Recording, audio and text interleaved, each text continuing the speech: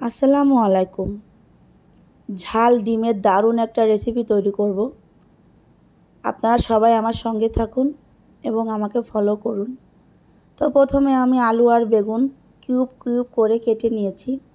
এখন আমি ব্লেন্ডারে কিছুটা জিরা, পেঁয়াজ এবং কাঁচামরিচ দিয়ে ব্লেন্ডার করে নেব।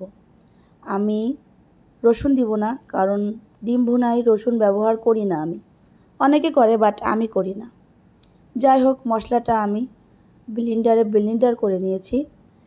এখন কড়াইতে তেল দিয়ে ডিমগুলো একটু লাল লাল করে ভাজি করে নিব। ভাজি করে নিয়ে ডিমটা আমি উঠিয়ে ওই তেলের ভিতরে আমি কেটে রাখা আমার আলুগুলো আমি ভাজি করে নেব।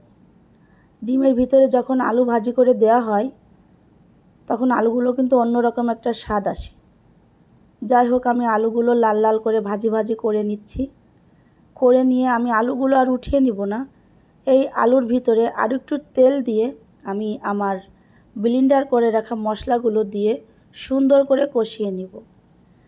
ভালোভাবে কষিয়ে নেওয়ার পর আমি লবণ হলুদ দিয়ে সুন্দর করে একটু নাড়াচাড়া করে দেওয়ার পর ব্লেন্ডারটা ধুয়ে একটুখানি পানি দেব, কারণ ব্লেন্ডারে অনেক খানিকটা মশলা লেগেছিল, যার জন্য ব্লেন্ডারের জারটা একটু ধুয়ে আমি পানি দিয়েছি কষানোর জন্য। এই পানিটা যখন টেনে আসবে, তেল ফোটা হয়ে যাবে, তখন আমি ঝোলের পানিটা দিয়ে দেব। অলমোস্ট আমার কষানো পানিটা টেনে আসছে। এখন আমি এর ভিতরে ঝোলের পানিটা দিয়ে দেব। ঝোলের পানিটা দিয়ে একটুক্ষণ ঢেকে রাখবো। যখন ঝোলের পানিটা গরম হয়ে আসবে তখন আমি আমার কিউব কিউব করে কেটে রাখা বেগুনগুলো দিয়ে দেব। বেগুনগুলো দেওয়ার কিছুক্ষণ পর আমি ডিমটা দিয়ে দেব, কারণ ডিমটা যখন আমি ভাজি করেছি তখন আমি এতে কোনো হলুদ লবণ ব্যবহার করি নাই।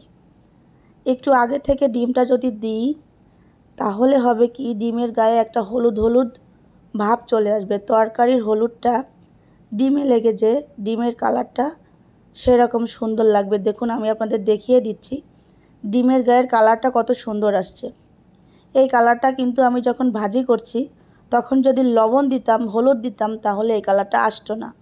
যার জন্য আমি ভাজি করার সময় ডিমে হলুদ লবণ দিই নাই। অনেকে দেয়, আমি দিই নাই। একটুখানি চিনি দিয়েছি ঝাল এবং লবণের ব্যালেন্সটা ঠিক রাখার জন্য।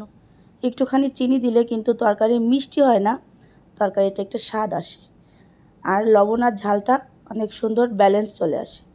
এই যে আমার তরকারি হয়ে গিয়েছে, ডিমের ঝাল ভুনা। আপনারা সবাই এইভাবে রান্না করুন বাসায়। আল্লাহ হাফেজ।